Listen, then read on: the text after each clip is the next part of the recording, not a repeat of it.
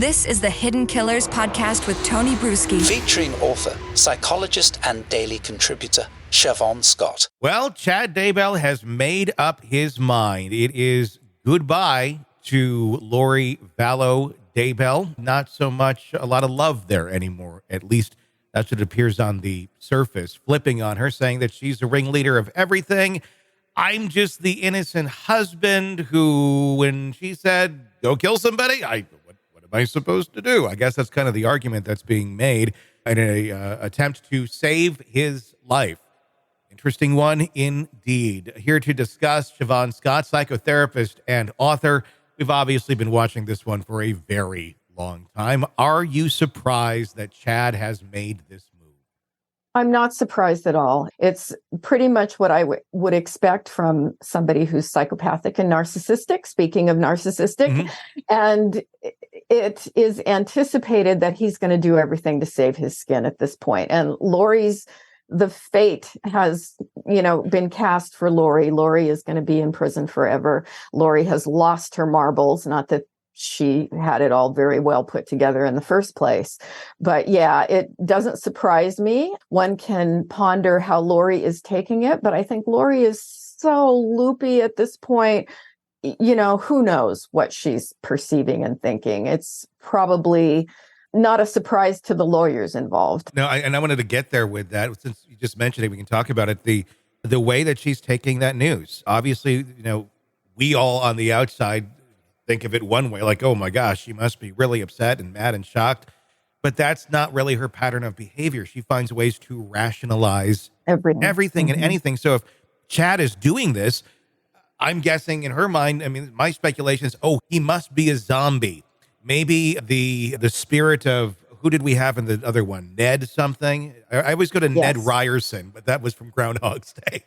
But Ned something. Like, is she like, well, it's Phil, Jones from down the road, his spirit's in me. I'm wondering how she's rationalizing something like this. She is very likely rationalizing it in some direction, and it could be the direction that, he's a level 3 on the darkness scale or whatever now.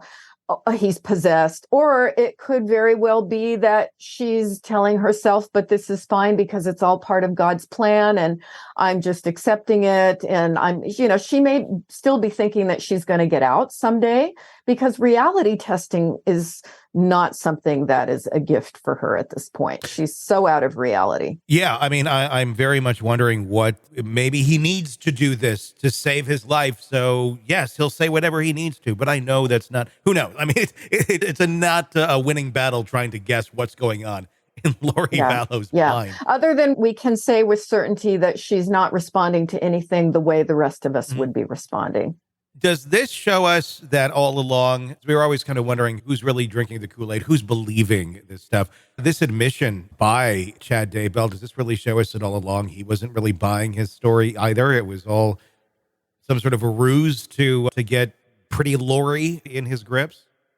It's certainly possible. And I think between the two of them, he had, at least to some degree, a better grounding in reality than she apparently does. But it's hard to say how much is he being, I would think he's being influenced dramatically by his counsel at this point. And it may be that he's just been told, you've got to do this, you've got to go this way. And in his desperation, he's going along with it. But I do think he believed his own BS, for a long time. To actually commit murder of children and to set up the murder of, his ex-wife. This is just, well, I guess she was still his wife at that point. Yeah, it's really somebody who is perceiving the world very differently from the rest of us. And so to what degree is his thinking psychotic, part of an extreme personality disorder, which would also fit? And sometimes people can get a little psychotic with extreme personality disorders. But yeah, another trial that is going to be very interesting. Without a doubt, especially with this angle. I think we're going to start to learn a lot more about Lori Vallow than we knew in the past. It also does make me wonder, are we going to see Lori flipping on Chad? She still has another murder conspiracy trial to face in Arizona. And the whole time in her previous, it was very much arguing to her own attorneys, don't throw Chad under the bus. She was very upset that they alluded to that in the closing arguments. I'm curious if she's going to go down that route, because at this point, there is no defense whatsoever for her. Yeah, very true. It involves so much strange psychology. It's not just the straight out, we had a reason to kill people, and so we did it for financial gain or whatever. Financial gain was a part of it, but there were all these other layers to it. And has the passion died? Between the two of them. Well, we haven't seen any romantic text strings lately. I'd love to see a sequel to that. Was very enjoyable to read.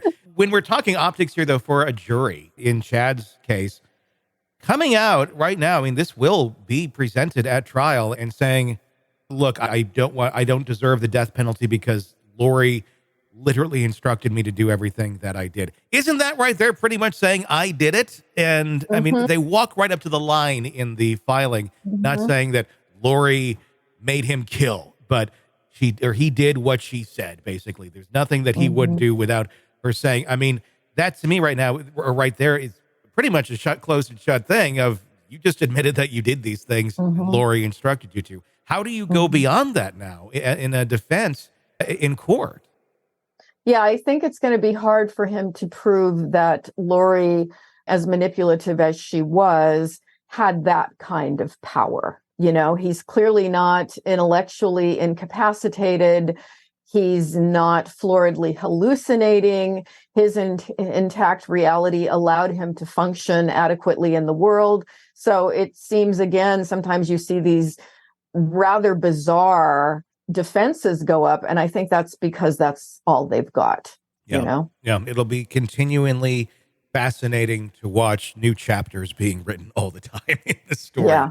Just need more of the, what were the names, Elaine and or whatever, in the text back and forth. I'm so sorry, it eludes me. I such an impact on me. I just forgot. I mean, we can go, there are so many weird cases, and we end up talking about a lot of them, but I don't know that anything can ever top the Daybell case. Sick of the ads? We are too. Start listening with no commercials now and get access to all of our episodes in advance of everyone else. Become a True Crime Today Premium Plus subscriber on Apple Podcasts. Search True Crime Today Premium Plus on Apple Podcasts or go to our podcast page and sign up now. True Crime Today Premium Plus. Sign up now.